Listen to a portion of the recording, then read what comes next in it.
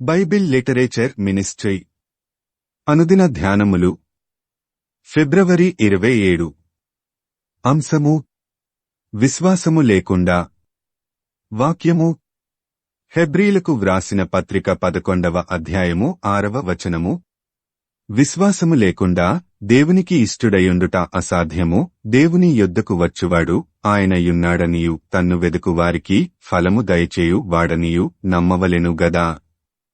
ప్రభువునందు ప్రియులారా, నేటి వాక్యమును ధ్యానించుకుందాము. విశ్వాసమనే పదమునకు బైబిలు గ్రంథంలో చాలా ప్రాధాన్యత ఉంది. విశ్వాసము డాలుతో పోల్చబడింది. అనగా విశ్వాసమంటే పోరాటమని అర్థం. ఈ లోకములో జీవించేటప్పుడు శరీరాశ, నేత్రాశ, జీవపుడంబము అనే వాటితో పోరాడాల్సి ఉంటుంది.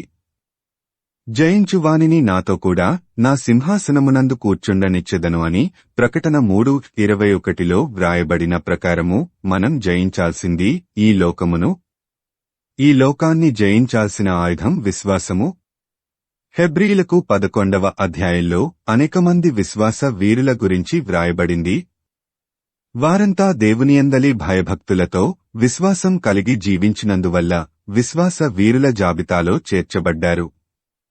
విశ్వాసమనునది నిరీక్షింపబడు వాటి యొక్క నిజస్వరూపమును అదృశ్యమైనవి యున్నవనుటకు రుజువునయియున్నది. హెబ్రీలకు 11:1. నిరీక్షణ లేని చాలామంది క్రైస్తవులు తాము దేవుడంటే చాలా విశ్వాసం కలిగియున్నామని భ్రమపడుతుంటారు.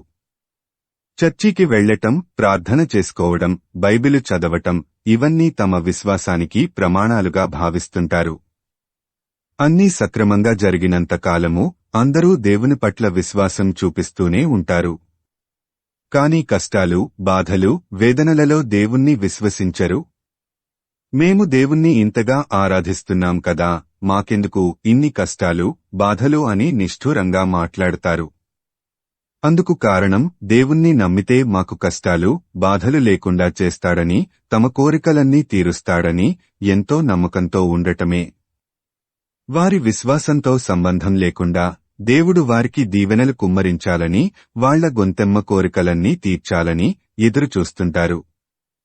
దేవుడు తగిన సమయమందు దయచేస్తాడు అన్న నిరీక్షణ లేకుండా వాళ్లు అనుకున్నవి జరగకపోయినా, వాళ్లకి కీడు జరిగినా దేవుణ్ణి వదిలేస్తుంటారు.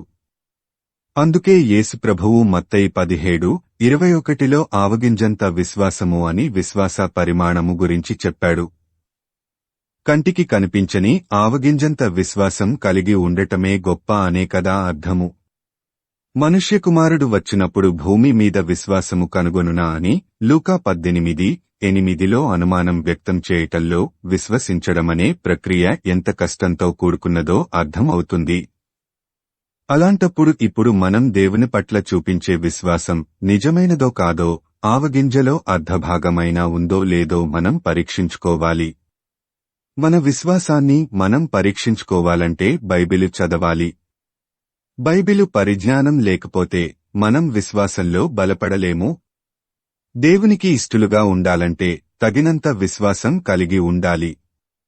ఒకవేళ మన విశ్వాస పరిమాణం దేవుని దృష్టిలో తగినంతగా లేకపోతే విశ్వాసమునకు కర్త, దానిని కొనసాగించువాడు నేన యేసువైపు చూచుచు దేవునియందలి భయభక్తులతో జీవిస్తూ మన విశ్వాసాన్ని పెంపొందించుకుందాము. తగినంత విశ్వాసము కలిగి దేవునికి ఇష్టలుగా ఉండటానికి మీరు సిద్ధమేనా? ప్రార్థించుకుందాము. ప్రభువా, ఈ లోకంలో మేము జీవించినంతకాలము మా కష్టాలలో, బాధలలో నీకు దూరం కాకుండా నిన్ను హృదయపూర్వకంగా నమ్మి నీ పట్ల విశ్వాసము కలిగియుండేలా మాకు సహాయం చేయమని యేసయ్య నామమున అడుగుతున్నాము తండ్రి. ఆమేన్.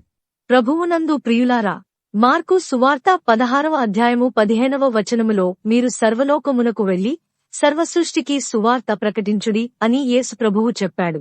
కాబట్టి సువార్తను ప్రకటించడంలో భాగంగా ఈ వాక్యమును మీ స్నేహితులు, బంధువులకు షేర్ చేయమని ప్రభువు నామమున కోరుతున్నాను. దేవుడు మిమ్మును దీవించునుగాక.